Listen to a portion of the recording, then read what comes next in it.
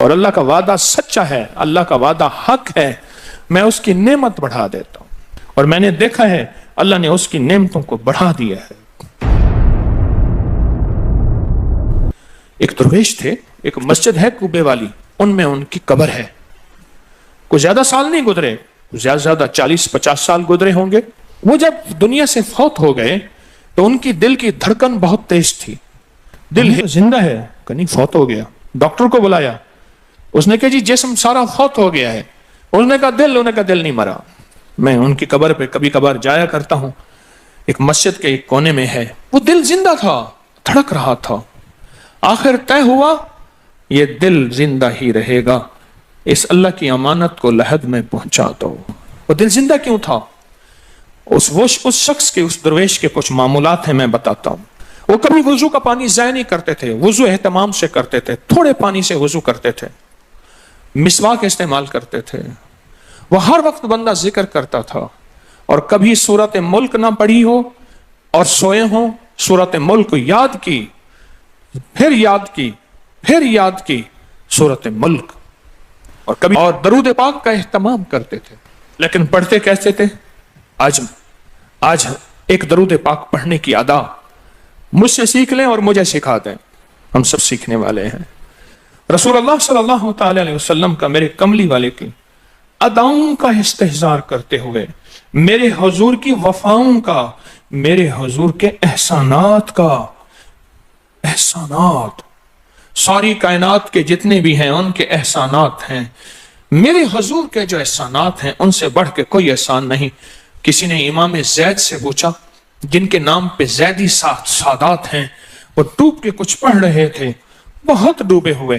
کسی نے پوچھا کہ آقا کیا پڑھ رہے تھے؟ فرمایا درود پاک پڑھ رہا تھا۔ اور پوچھا کہ حضرت یہ ڈوب کے کیا؟ کہا اپنے بڑوں کے احسانات کا استحضار تھا کہ انہوں نے ہم پہ احسان کیا۔ امام زید کی ادائیں ہیں، استحضار ہو ساری کائنات کے احسانات، لیکن جو احسان میرے کملی والے کا ہے وہ کسی کا ہو نہیں سکتا، جو احسان میرے آقا کا ہے وہ کسی کا ہو نہیں سکتا۔ احسانات ہوں۔ اچھا پہلے تصور میں آئیں گے، پہلے زبان پہ، پھر تصور پہ، پھر توجہ پہ، اور پھر ایک وقت ایسا آئے گا، ایسا محسوس ہوگا کہ میرا حضور ہے، ان کے ہاتھ مبارک ہیں، حوض کوثر کا پیالہ ہے، وہ مجھے دے رہے ہیں، میں پی رہا ہوں، اور اس کا ذائقہ میری زندگی میں کبھی جائے گا ہی نہیں۔ ایسا ہوتا ہے، جن کے ساتھ یہ بیتی ہے بات، ایسا ہوتا ہے، اور 100% ہوتا ہے، اور 100% ہوتا ہے، ایسا ہوتا ہے۔ مشق کرتے کرتے آپ اس مقام تک پہنچ جائیں گے، مشق کرتے کرتے اس مقام تک پہنچ جائیں گے، خود محسوس ہوگا اور جاگتی آنکھوں سے محسوس ہوگا۔ اور مشق کرنی ہے حضور کے احسانات کو سامنے رکھ کے۔ ایک تسبیح تو درود پاک پڑھ لیا کریں زندگی میں، روز ایک، چاہے زندگی یعنی دن میں کسی وقت بھی صبح شام پڑھ لیں بہتر ہے، ورنہ ایک تسبیح ایسی جس میں حضور کے احسانات ہوں کہ یا رسول اللہ آپ کی برکت سے آج میری پیشانی سجدوں میں ہے، یا رسول اللہ آپ کی برکت سے آج میں آپ سے مانگنے والا، آپ کے رب سے مانگنے والا ہوں اور اس کے غیر سے مانگنے والا نہیں ہوں، یا رسول اللہ آپ کی برکت سے میں قرآن کا حامل ہوں، سجدوں کا حامل ہوں، نماز کا حامل ہوں، اور آپ کی برکت سے یہ ملا مجھے نیکیاں، یہ عبادتیں، یہ سعادتیں، یہ راحتیں، یہ رحمتیں، یہ برکتیں، یہ خیریں ملی، یا رسول اللہ آپ کی برکت سے۔ ایک تسبیح ایسی ہو جس میں میرے آقا کے احسانات کا سخت ترین تصور ہو، سخت ترین خیال ہو، اور سخت ترین استحضار۔ ایک تسبیح ایسی ہو۔ اچھا پہلے یہ تصور میں بات آئے گی، پھر تصور بڑھتا چلا جائے گا، پھر یہ تصور ترقی کی راہیں اختیار کرے گا، پھر یہ ترقی اور آگے بڑھے گی۔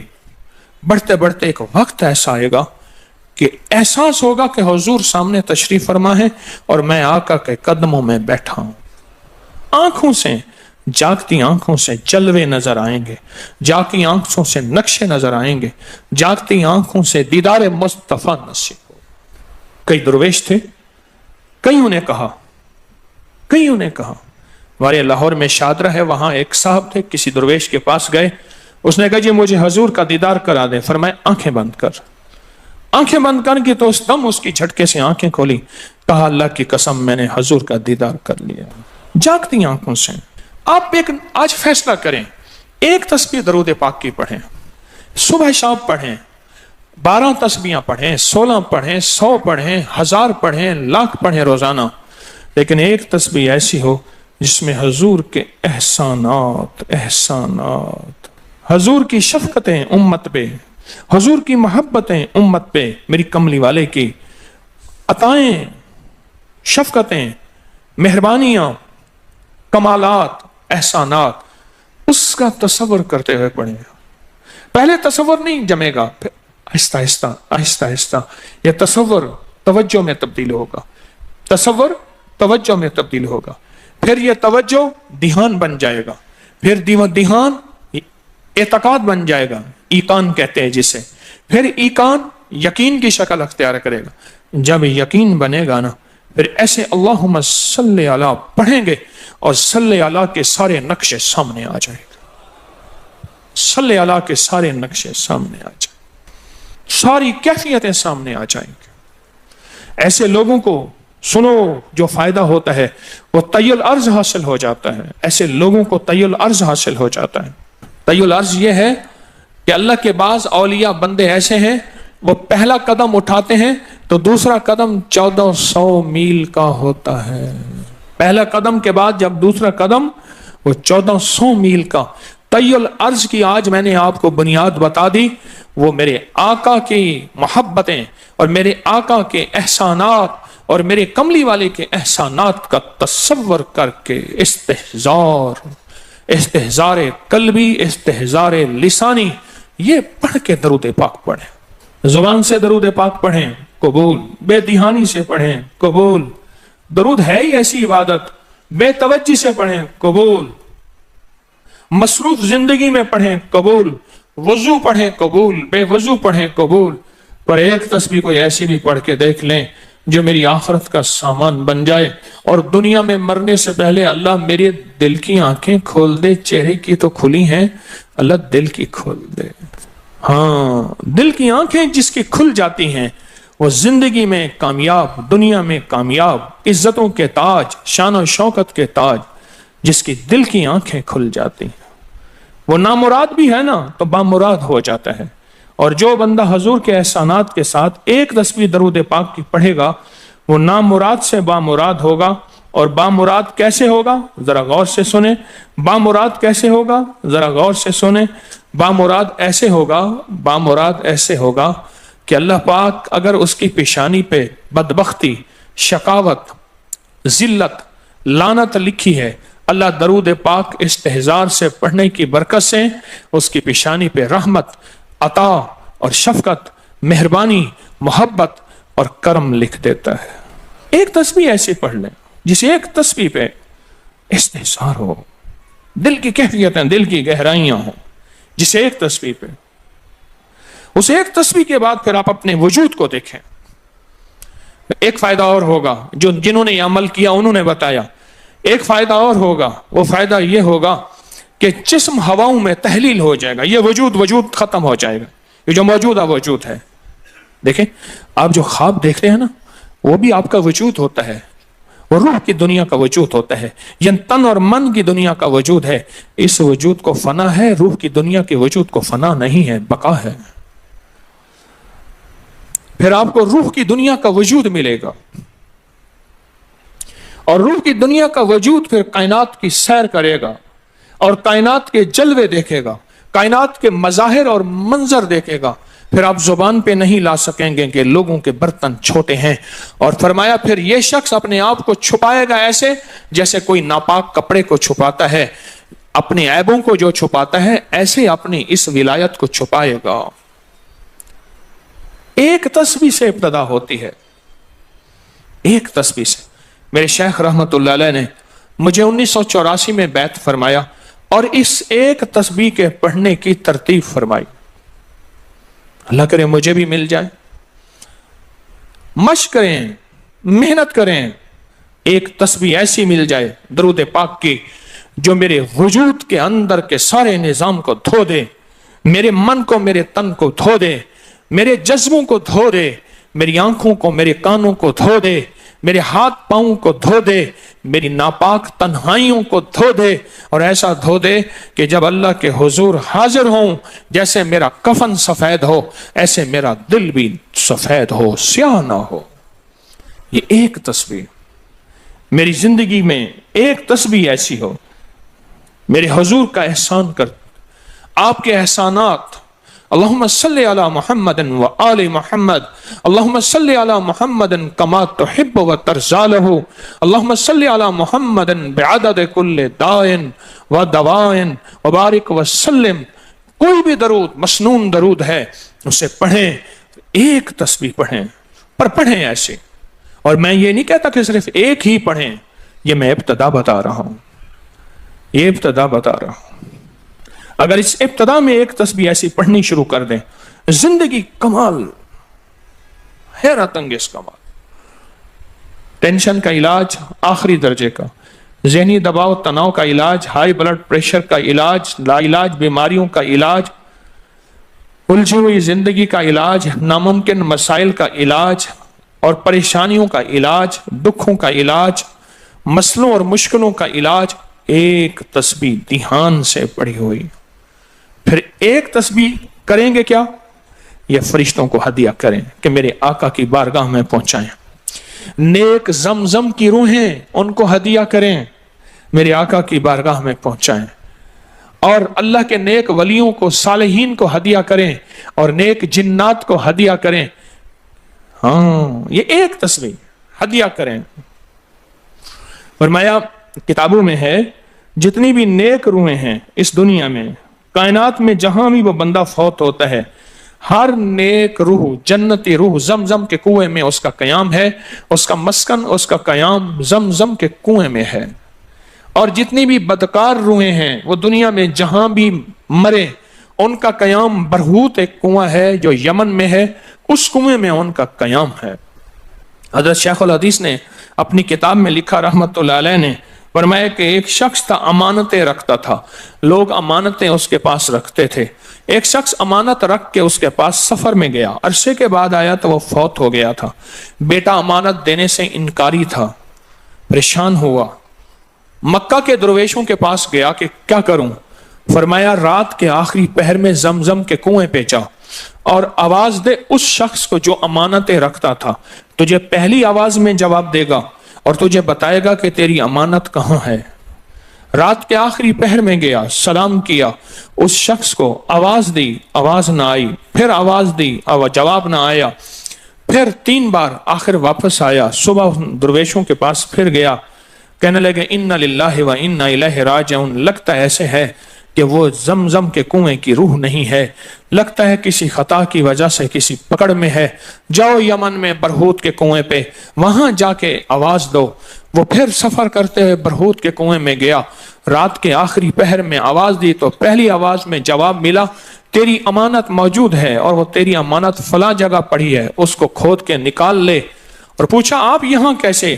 کہا کہ بس کوئی عمل ایسا ہو گیا تھا جس عمل کی وجہ سے میں اس وقت بدکار روحوں کے ساتھ ہوں۔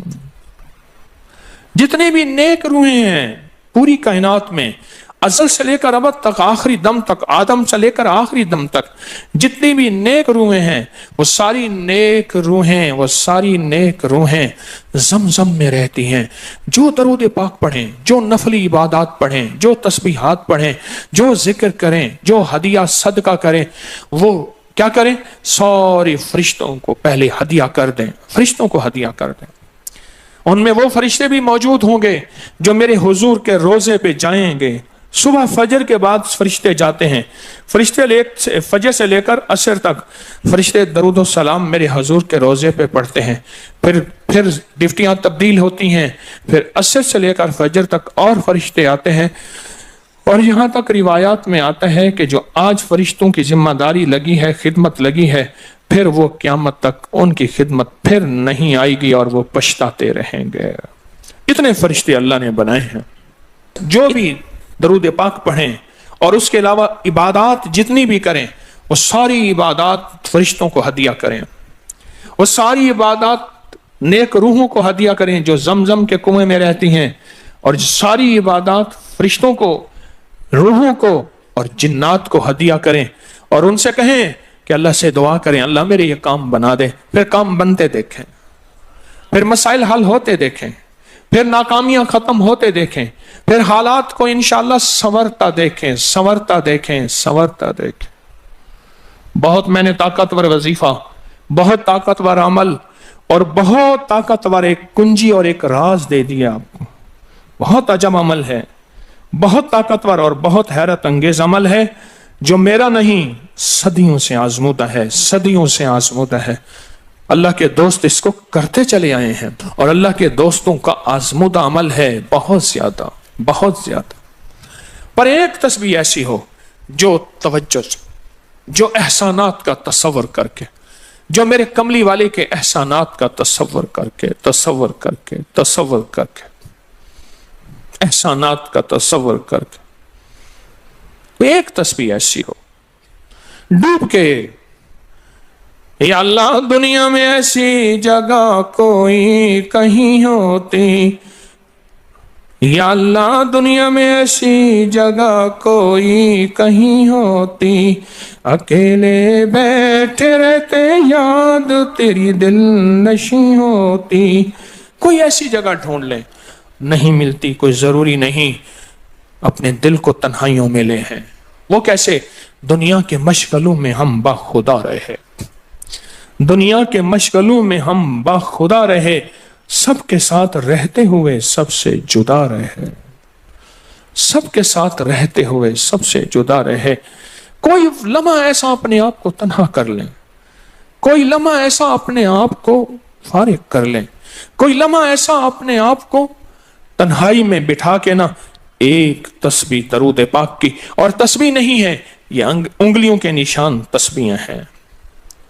یہ پھر تسبیح بھی جہاں گواہی دے گی وہاں قیامت کے دن یہ انگلیاں بھی گواہی دیں گی۔ پھر یہ تسبیح ہدیہ کریں، فرشتے ٹوٹ پڑتے ہیں اس درود پاک کے ہدیے پہ۔ کیوں؟ ان کی غذا ہی نور ہے، اور درود نور ہے۔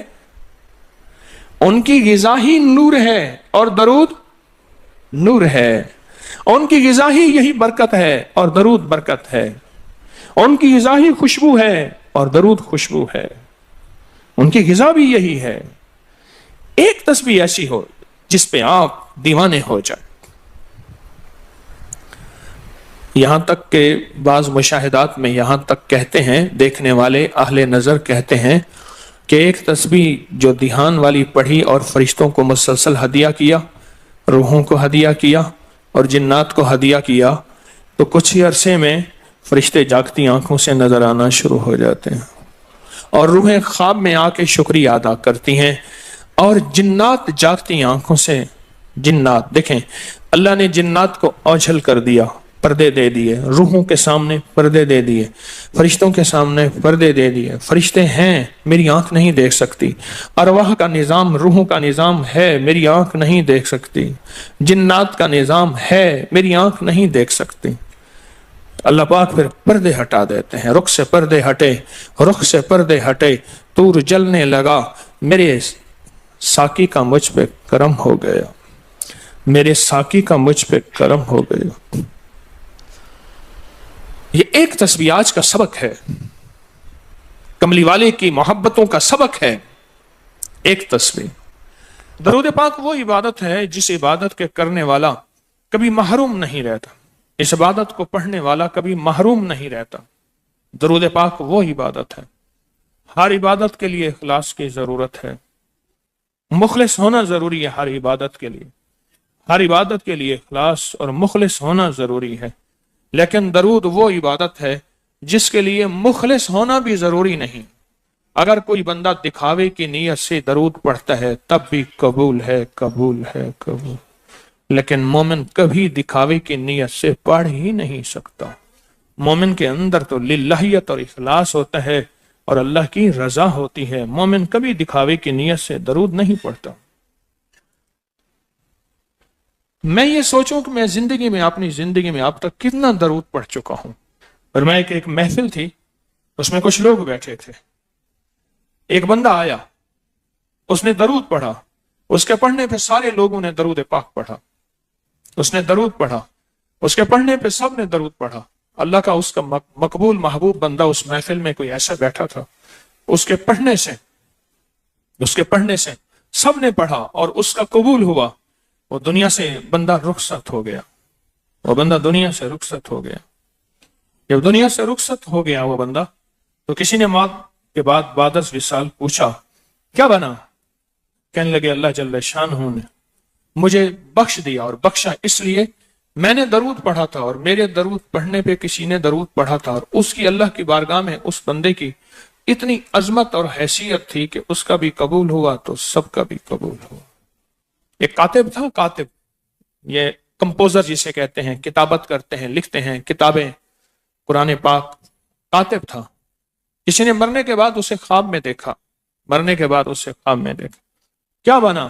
کہا جب بھی میں نے حضور کا نام لکھا تو صلی اللہ علیہ وسلم لکھا، ساری زندگی میں اللہ جل شانہ نے میرے صلی اللہ علیہ وسلم جمع کیے، اور ایک طرف میری خطائیں جمع کی، اور وہ میری خطائیں جو ہیں زیادہ ہو گئیں، تو اللہ پاک جل شانہ نے صرف ایک صلی اللہ علیہ وسلم رکھا، تو ساری خطائیں ختم ہو گئی، اور کملی والے کا درود غالب آ گیا۔ قبر میں جب بندے کو رکھا جائے گا، دائیں بائیں دیکھے گا، اس کا کوئی ساتھی نہیں، کوئی وارث نہیں، سب چھوڑ جائیں گے۔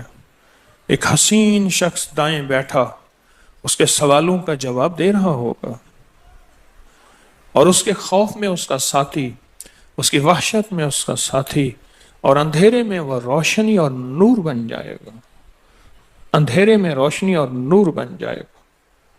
اور جب یہ منکر نکیر کے سوالوں سے خلاصی پائے گا اور اس کو راحت ملے گی، تو پوچھے گا تو کون ہے آج اتنی مشکل میں میرا ساتھی؟ کہا میں وہ درود ہوں جو تو دنیا میں اٹھتے بیٹھتے سوتے جاگتے پڑھتا تھا، تو مجھے نہیں بھولا میں تجھے نہیں بھولوں گا، تو نے مجھے یاد کیا میں ہمیشہ تجھے یاد کروں گا۔ ہاں، جہاں بھی مشکل ہو، جہاں بھی پریشانی ہو، زندگی کی کوئی الجھن ہو، وہاں درود پاک کا پڑھنا مشکل کشائی ہے، درود پاک کا پڑھنا حاجت روائی ہے، درود پاک کا پڑھنا زندگی اور صحت ہے، تندرستی ہے۔ درود پاک کا پڑھنا